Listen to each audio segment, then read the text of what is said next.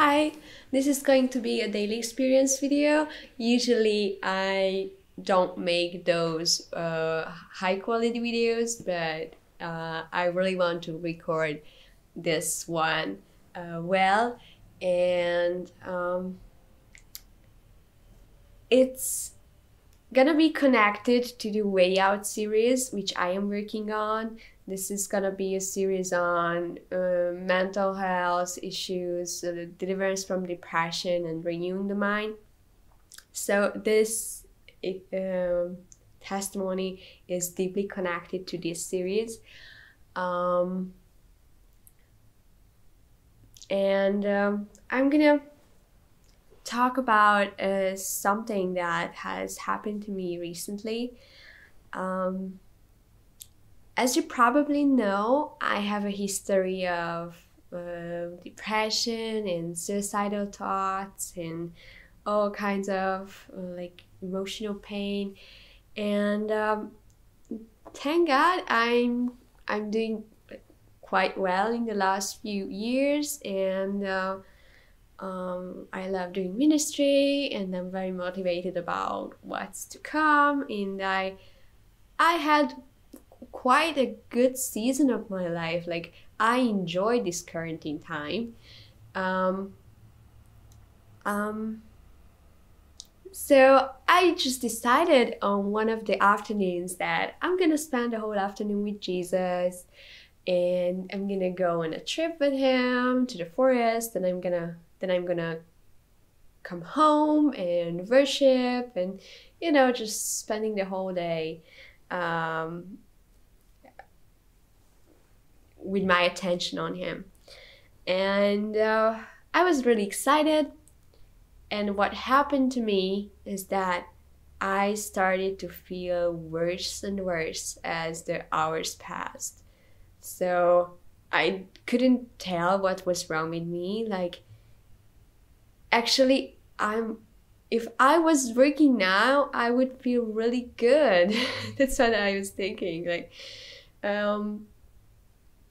and now I'm waiting on the Lord, and I feel way worse. And what's going on? And yes, I am prepared to experience nothing when I spend time with God. Actually, it's a great thing to experience the nothing with Jesus, but it wasn't the nothing, it was something very bad. So I just started to feel like gripped by pain.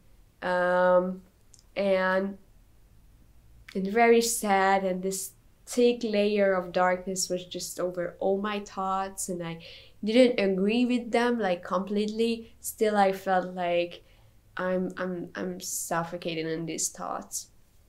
And I was like, okay, I go home. Actually, it's better to work now because my thoughts are just so distractive. And then I was like, okay, but I told God that I'm gonna spend this time with him. I won't quit. Like, let it be what it will be. So it's just, I mean, maybe I'm gonna suffer through, but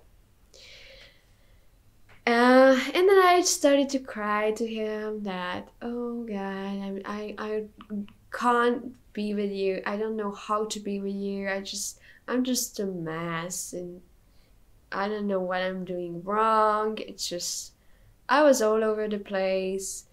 But at least I was so stuck that I was just like totally honest. Like, I'm fed up with everything. What's going on? Um, and that was the point when a song came in my head, "Find Me" from Jonathan Hauser, and I haven't listened to it, like, I don't know. I didn't even know the song. I just remember the line, and I just googled it and found the song, and I just put it on on repeat. And there was this fraction of the song when it was about God kneeling in the dust, and lifting up his creation to his face. And I was feeling like that's what God is about to do to me now. And what happened, I want to demystify a little bit this vision and experience kind of things. I just felt like imagining him holding me as he was creating me.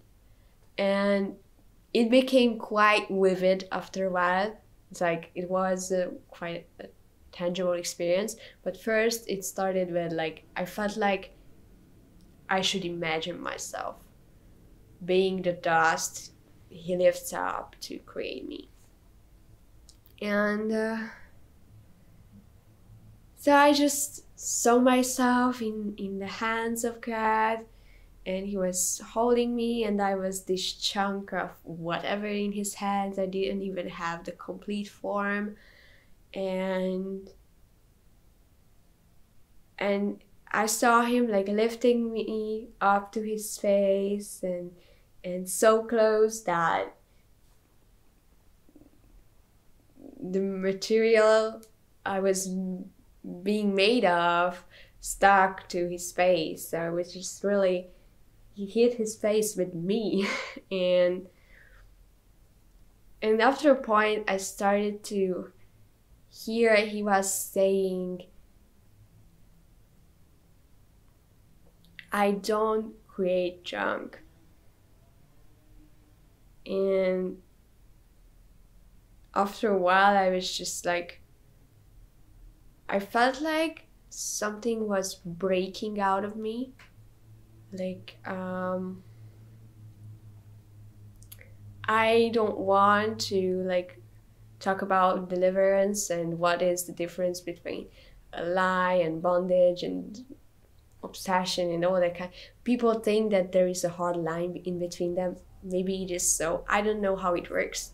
All I know is that I felt like something was bursting out of me, and there was a tension and then a release, and every time God put me up to a space and told me I don't create junk, I felt like something was leaving me, and I was weeping. And of course this sentence means a whole lot to me, because I was always feeling like there was something wrong with me. I am kind of oversensitive, so I experience everything like multiplied 1,000 times. And I'm also a perfectionist, and I really love doing things well, and most of my life this sucked. So I was under stress, I hated myself, I could never feel like I could fit in. I felt like aliens just dropped me and left me here, and they didn't leave any manuscript how to deal with a creature like that. So I really felt like there was something inherently wrong with me. So I am the thing on the production line that should have been sorted out as useless. So there's this great production line of people, the conveyor belt is running, and there is the thing that was made wrong. There is this product that is completely upside down and has to be thrown away. That's how I felt. And because I was perceiving the world completely differently and reacting to it very differently, I felt like it was true. And so most of my life was really terrible because of the way I saw myself. And I interpreted basically everything through this concept that there is something inherently wrong with me.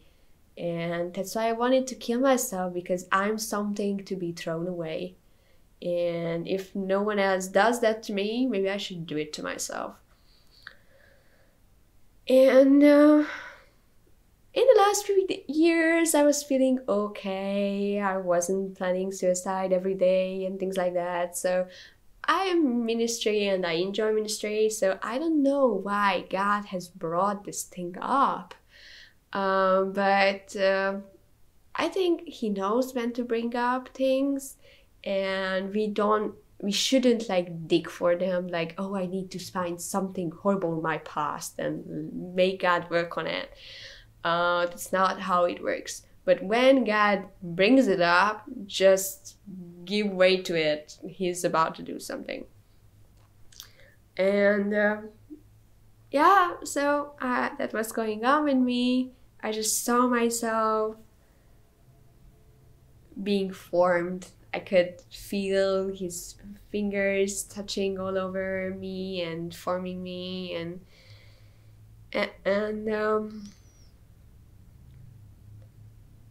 I also saw the enemy, the darkness present at my creation. Don't build a theology on that experience. So this is only a picture to teach me about my identity. So don't take this experience very seriously in terms of theology. So probably it's only a picture, but it was very real to me. So I saw the enemy kind of arguing with God and throwing condemnations at Him, like, don't you know you are taking a high risk? She's gonna destroy herself. She will think that she's just a junk because she will never fit in, the enemy has told all the things that I thought of myself. So he was listing all his arguments why I shouldn't be the way I am.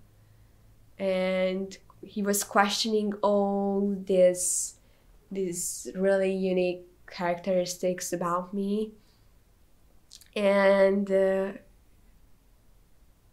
he told to God that she's gonna destroy herself with it, and she's gonna hate herself or hate you, and any of them would be great. So and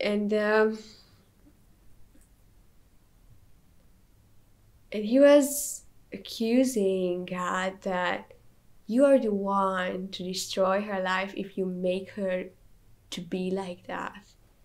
You are responsible for all her pain, and she will never know that it was your original plan.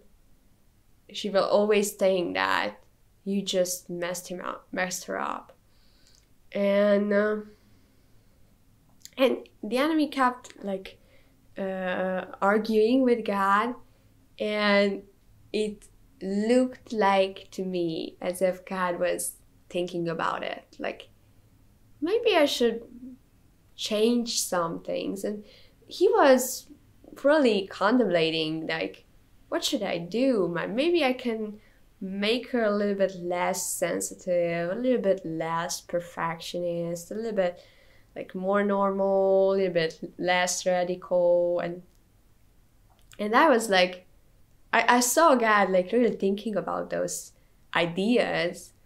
And then he said, no, I'm gonna stick to my original idea. I really love that one, and I won't make her any way different than what I originally had in my mind about her. And God said to me, I'm making you like that because if I didn't, I couldn't show this face of myself to the world. There is something about my nature that won't be seen in the world if I don't make you like that.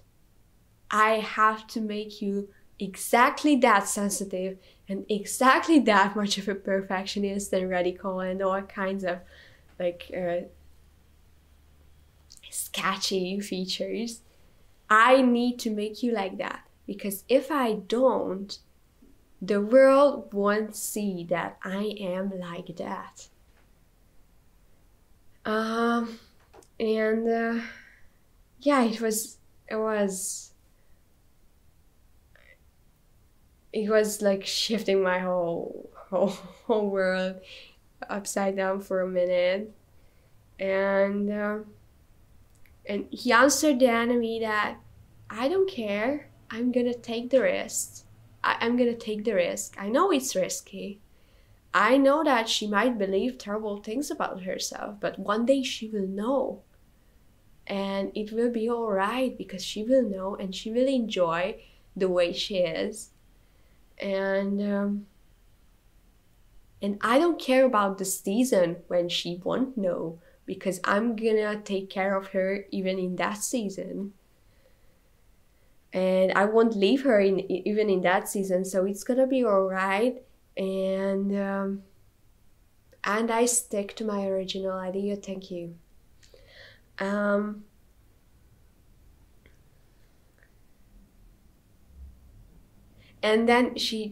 then God just started to explain why all these characteristics were essential for him. Like why he couldn't afford to make me less of a perfectionist, less of a sensitive person and things like that. Like, he just explained everything one by one, what he has on his mind about all these things he has built in me. And it's so strange that most of the things that the enemy twists and uses to destroy our lives are actually the very center of God's plan in our life and the very center of God's original design. So, for example, this perfectionist thing, like, it always caused me to live under constant stress, never able to enjoy my life, hating everybody who prevents me to do everything perfectly and on. So it was a burden for me.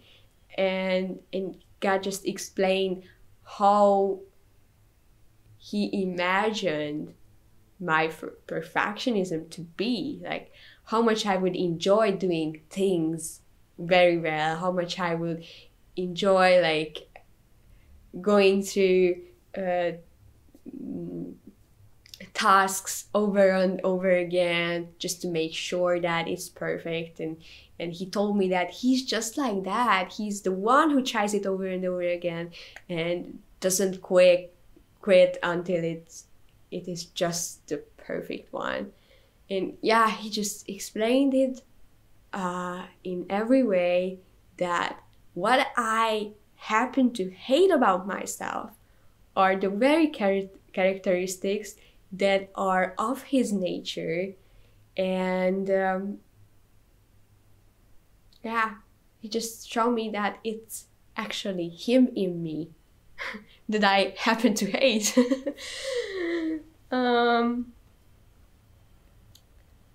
So yeah, so I was just listening to those things and I was weeping, and every now and then God just lifted me up from the dust, put me into his face and told me that I don't create junks. And every time we came to this point, I felt like something was caught in me. So much so that when this experience was over, I felt like I was after surgery or something. Like I felt like something is different about me. um, and there were points when I just when God just led me to point when I had to let go of lies, and he told me that you will no longer believe that. And are you ready to live without it? Because you're gonna miss it first, because you are so used to it. And if you say that you won't think again, maybe you will feel an empty space in your mind because you always filled that space with this lie. So are you able to say no? Are you ready to disagree with this lie? So there were points when I had to just let go or breathe out, or to say that I don't need this anymore. And there were times when I felt a lot of tension in me, and then he said, it's okay, you don't need to cast out anything, you need to bind anything, you are in my hands, just relax and it's gonna be all right. So most of the times I felt this tension of like something is getting ripped out of me, and then I just felt like the most I can help it is to relax, because he's working, so I can actually stop resisting his work and it's gonna be all right. Yeah, and there was something about like forgiveness as well in this story. Like I believed all this crap about me, that I'm a junk, I'm not worthy to be alive, and who is this? Whose fault is this? Is it my fault because I believe those things? Is it the fault of my environment that they actually contributed to this belief, or is it God's fault who has allowed all these things to happen to me, and he allowed me to believe those things?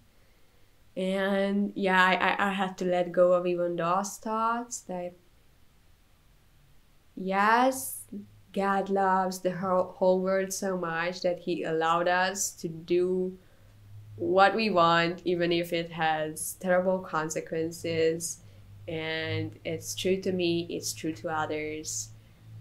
He was there with me, but he didn't prevent things because he doesn't sacrifice our freedom, and it's his love, so he's not to blame. Okay, the others are not to blame because they did the best they could, and even if the best they could do was terrible, it was still their best, so they couldn't do it better.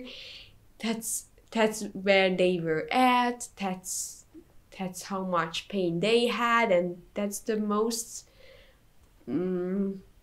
kind and appreciative way they could treat me, and that's it. They are not to blame either. And I couldn't do it better because I didn't know who I was. I didn't know that I was free not to agree with these lies, and I was free to know that I'm valuable and react from this place. I had no idea, so I'm not to blame for that. So yeah, I had to come to this place that yeah, no one is to blame, and it's okay.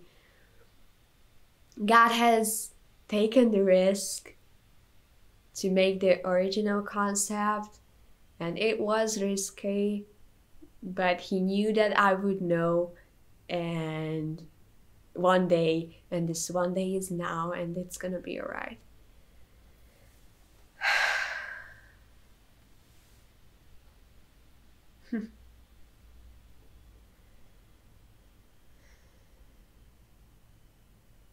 There was a point when I felt like God was just forming me like into a baby or a pre-baby creature. I don't know. I was pretty helpless, and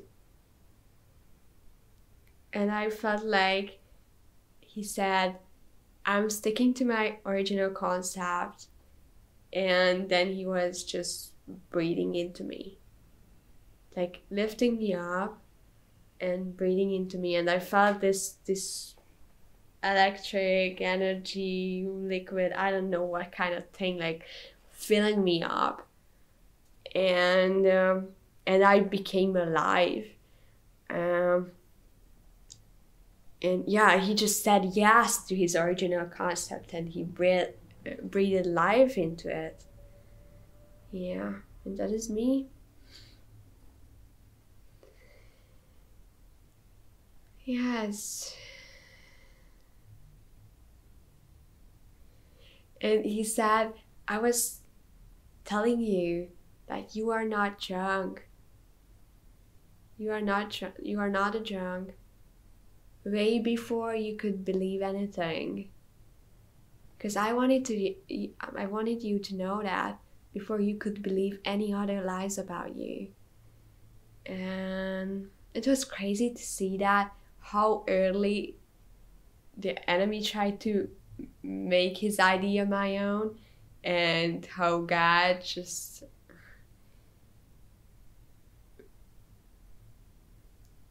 planted his idea into me. Like the way he was forming me with this thought.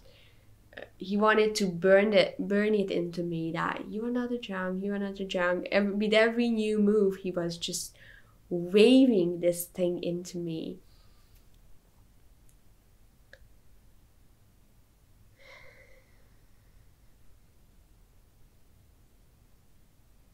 And yes, and he said, I wanted you to know before you could know anything else.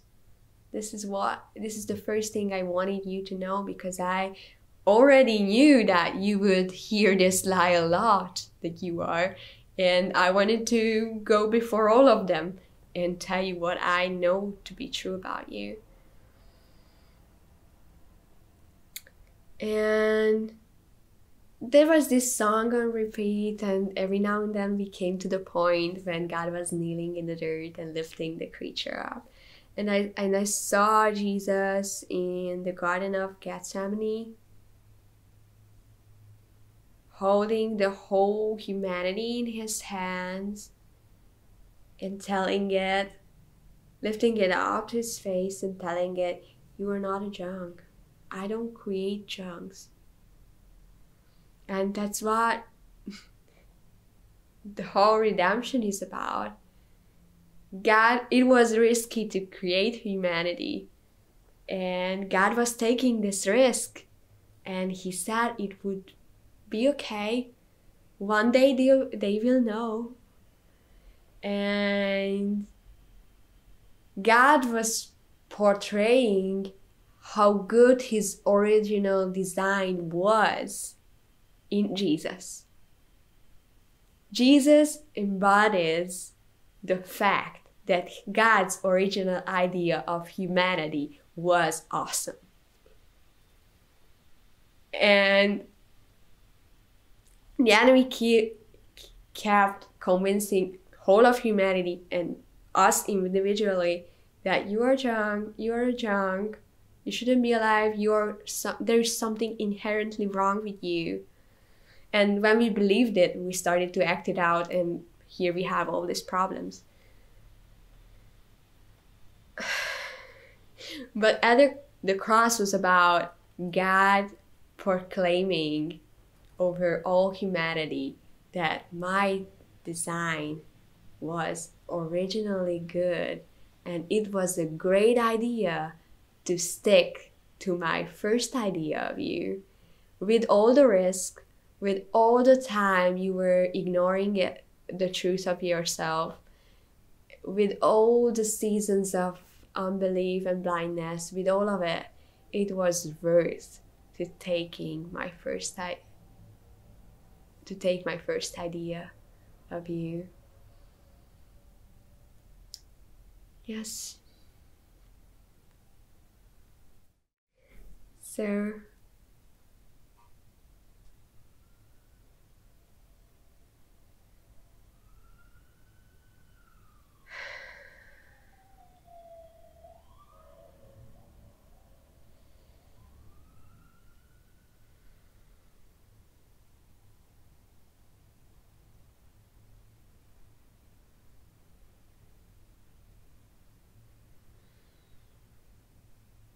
amen.